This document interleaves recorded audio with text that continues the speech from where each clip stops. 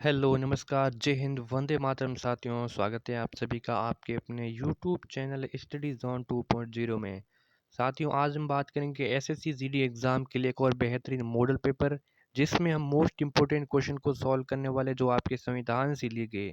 इस सीरीज से बाहर संविधान से एक भी क्वेश्चन नहीं रहने वाले, सभी ये क्वेश्चन इंक्लूड किए गए हैं। ठीक है, इसलिए इस वीडियो को शुरुआत से लेकर अंत तक कंप्लीट देखना और बताना कि आपके कितने क्वेश्चन करेक्ट कर पाते हैं। तो चला आज के सीन की शुरुआत करते हैं। अगर आपने हमारे यूट्यूब चैनल को सब्सक्राइब नहीं किया तो सब्सक्राइब कर देना। स्टडी जोन 2.0 में एसएससी जीडी की बेहतरीन तैयारी मॉडल पेपर के माध्यम से कराई जाएगी। पहला क्वेश्चन है कि रेगुलेटिंग एक्ट कब पारित किया गया, बताइए। रेगुलेटिंग एक्ट है ये कब पारित किया गया? तो 1773 में, 1771 में, 1785 या फिर 1793 ईस्वी में। तो रेगुलेटिंग एक्ट कब पारित की गई? तो ये 1773 ईस्वी में पारित किए गए। ऑप्शन नंबर जो पहला है आपका ये हो जाएगा आप यहाँ पे करेक्ट ऑप्शन। आगे की ओर बढ़ते हैं। मार्ले मिंटो सुधार का उद्देश्य क्या था? मार्ले मिंटो सुधार था, इनका मुख्य उद्देश्य क्या था? तो प्रत्यक्ष निर्वाचन प्रणाली था, भारतीयों की भागीदारी बढ़ाना, युद्ध में सहयोग है तो तैयार करना, पूर्ण स्वतंत्रता देना। तो मार्ले मिंटो सुधार का जो उद्देश्य, मुख्य उद्देश्य था वो क्या था? तो वो था एक प्रत्यक्ष निर्वाचन प्रणाली के रूप में तो अपनाना है। ऑप्शन नंबर ए हो जाएगा यहाँ पे आपका करेक्ट ऑप्शन। आगे की ओर बढ़ते हैं। मार्ले मिंटो सुधार बिल किस वर्ष में पारित किया गया? जो आपका मार्ले मिंटो सुधार बिल था, मार्ले मिंटो सुधार बिल, इसको किस वर्ष में पारित किया गया? तो 1905 में, 1909 में, 1911 या फिर 1920 में? जल्दी से बताइए। तो ये 1909 ईस्वी में मार्ले मिंटो सुधार बिल है, ये वर्ष पारित किए गए। Option number B correct option हो जाएगा। आगे की ओर बढ़ते हैं। किस अधिनियम की प्रमुख विशेषता प्रांतीय स्वायत्तता थी? किस अधिनियम थी जिसकी प्रमुख विशेषता थी वो प्रांतीय स्वायत्तता थी? कैसी प्रांतीय प्रांतीय? 1935 के अधिनियम, 1919 के, 1904 के या फिर 1858 के? जल्दी से बताइए। जो 1900, जल्दी से बताइए इसका राइट ऑप्शन क्या हो जाएगा।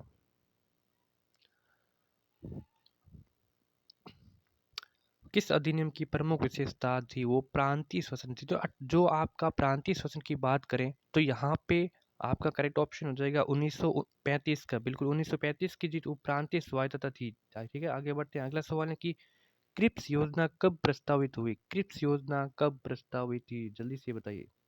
1942 में, 1944 में, 1940 में या फिर 1945 में? क्रिप्स योजना कब प्रस्तावित हुई?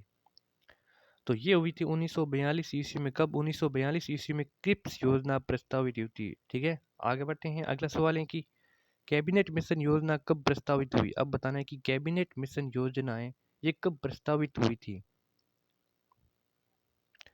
तो कैबिनेट 1942, 1946, 48 या फिर 49 में? तो कैबिनेट मिशन योजना 1946 ईस्वी में प्रस्तावित होती है। ऑप्शन नंबर बी यहाँ पे आपका हो जाएगा करेक्ट ऑप्शन। ठीक है, आगे की ओर बढ़ते हैं। अगला सवाल है आज का हमारा कि माउंटबेटन योजना कब प्रस्तावित हुई थी? 1940, 1941, 1947, 1946? माउंटबेटन योजना कब प्रस्तावित हुई थी? बहुत ही अच्छा क्वेश्चन एग्जाम की दृष्टि से। तो 1947 ईस्वी में माउंटबेटन योजना प्रस्तावित हुई थी। ये ऑप्शन हो जाएगा राइट ऑप्शन। भारत की संविधान सभा किसके अनुसार गठित की गई है? भारत की संविधान सभा किसके अनुसार गठित की गई है? साइमन आयोग का प्रस्तावित, क्रिप्स प्रस्ताव, सॉरी, माउंटबेटन योजना, कैबिनेट मिशन योजना, भारतीय संविधान सभा वो किसके अनुसार है थी वो गठित की गई थी? बहुत ही अच्छा क्वेश्चन है एग्जाम की दृष्टि से। तो भारतीय संविधान सभाएं किसके अनुसार गठित की गई हैं? तो ये कैबिनेट मिशन योजना के अनुसार गठित की गई है। Option number D will be the correct option. Next की संविधान सभा में देशी रियासतों के लिए कितने प्रतिनिधि थे? बहुत ही अच्छा क्वेश्चन है। संविधान सभा में देशी रियासतों के लिए कितने प्रतिनिधि थे? 100, 70, 85 या फिर 65 थे?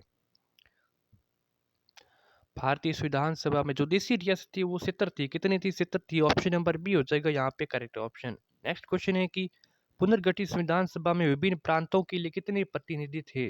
208, 259, 290 या फिर 229? जल्दी से बताइए। पुनर्गठित संविधान सभा में विभिन्न प्रांतों के लिए कितने प्रतिनिधि थे? तो टोटल वो थे 229 थे। कितने थे? 229। ऑप्शन नंबर डी हो जाएगा यहाँ पे करेक्ट ऑप्शन। बिल्कुल 229 थे। ठीक है, नेक्स्ट क्वेश्चन आगे की ओर बढ़ते हैं। अगला सवाल है कि संविधान सभा में देशी रियासतें के प्रतिनिधि में भाग नहीं लिया था। तो किस रियासत ने संविधान सभा थी, संविधान सभा की इन देशी रियासतों में प्रतिनिधियों में भाग बिल्कुल भी नहीं लिया था? तो जूनागढ़, कश्मीर, हैदराबाद, मैसूर? अच्छा क्वेश्चन एग्जाम की दृष्टि से। तो वो था आपकी हैदराबाद रियासत ने भाग नहीं लिया था। Option number C will be the correct option. Next question है कि बी आर अम्बेडकर का संविधान सभा में निर्वाचन कब हुआ था? भीमराव अम्बेडकर का संविधान सभा में निर्वाचन कब हुआ था? पश्चिम बंगाल मतलब कहाँ से हुआ था, सॉरी, ठीक है, तो पश्चिम बंगाल से, मुंबई प्रेसिडेंसी से, तत्कालीन मध्य भारत से या फिर पंजाब से। तो ये हुआ था कहाँ से? पश्चिम बंगाल से हुआ था। भीमराव अम्बेडकर की बात करें तो भीमराव अम्बेडकर की संविधान सभा में निर्वाचन हुआ था पश्चिम बंगाल से। ये ऑप्शन करेक्ट हो जाएगा। भारतीय संविधान को किसने बनाया? संविधान सभा ने, ब्रिटिश संसद ने, भारतीय संसद ने या फिर गवर्नर जनरल ने? भारतीय संविधान सभा को किसने बनाया है? तो ये बनाए संविधान सभा ने बनाए हैं। ऑप्शन नंबर ए हो जाएगा राइट ऑप्शन। किसने बनाया? संविधान सभा ने। ठीक है, भारतीय संविधान सभा की स्थापना कब हुई थी? 10 जून 1946, 9 दिसंबर 1946, 26 नवंबर 1949 या फिर 26 दिसंबर 1850 में। भारतीय संविधान सभा की स्थापना 9 दिसंबर 1946 ईस्वी में होती है। ऑप्शन नंबर बी हो जाएगा करेक्ट ऑप्शन।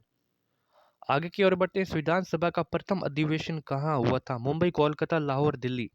संविधान सभा का प्रथम अधिवेशन कहाँ पे हुआ था? संविधान सभा का, जल्दी से बताइए इसका आंसर। तो दिल्ली में हुआ था संविधान सभा का प्रथम अधिवेशन। ऑप्शन नंबर डी यहाँ पे हो जाएगा राइट ऑप्शन। संविधान सभा के उद्घाटन अधिवेशन की अध्यक्षता किसने की थी?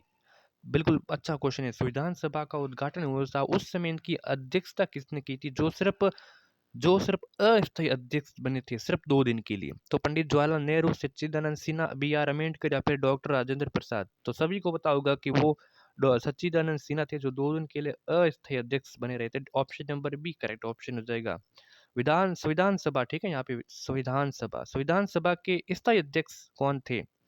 संविधान सभा के स्थायी अध्यक्ष कौन थे? तो मैम ने बताया, पहले बताया क्या? अस्थायी अध्यक्ष, अब स्थायी अध्यक्ष बताना है। B R Ambedkar, Sachchidanand Sinha, doctor Rajendra Prasad या फिर के एम मुंशी।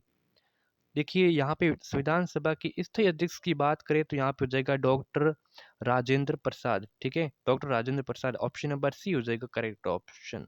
ठीक है, संविधान सभा की स्थायी अध्यक्ष यहाँ पे कर देना अस्थायी, क्या अस्थायी। संविधान सभा के अस्थायी अध्यक्ष कौन थे? तो हमने पहले ही बात की थी। तो अस्थायी अध्यक्ष 2 दिन के लिए बने थे, वो सच्चिदानंद सिन्हा जी बने थे। सी ऑप्शन करेक्ट ऑप्शन हो जाएगा। ठीक है, अस्थायी अध्यक्ष कौन थे? सच्चिदानंद सिन्हा। और बी आर अम्बेडकर क्या थे? तो ये थे स्थायी अध्यक्ष बने थे।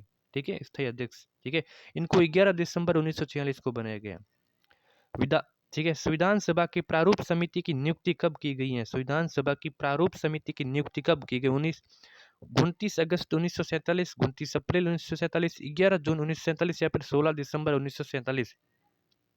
जो प्रारूप समिति थी इनकी नियुक्ति कब की गई? बहुत ही अच्छा क्वेश्चन है एग्जाम की दृष्टि से। तो ये की 29 अगस्त 1947 को की गई है इसकी नियुक्ति। ऑप्शन नंबर पहला है राइट ऑप्शन हो जाएगा। आगे की ओर बढ़ते हैं। भारतीय संविधान सभा की प्रारूप समिति के अध्यक्ष कौन थे? डॉक्टर भीमराव अम्बेडकर, राजेंद्र प्रसाद, पंडित जवाहरलाल नेहरू या फिर पुरुषोत्तम दास टंडन। भारतीय संविधान सभा थी, इनके प्रारूप समिति के अध्यक्ष कौन थे? वो बी आर अम्बेडकर थे। कौन थे? B R Ambedkar. Option number A हो जाएगा राइट ऑप्शन। आज के सेशन में कंप्लीट महत्वपूर्ण 20 प्रश्न सॉल्व किए हैं। आशा है कि आप सभी को ये मॉडल पेपर अच्छी लगेगी। इस वीडियो को लाइक कर देना, ज़्यादा से ज़्यादा शेयर करना, इस चैनल को सब्सक्राइब करना भूलना मत। ठीक है, मिलता है किसी नए मॉडल पेपर में, तब तक के लिए जय हिंद जय भारत।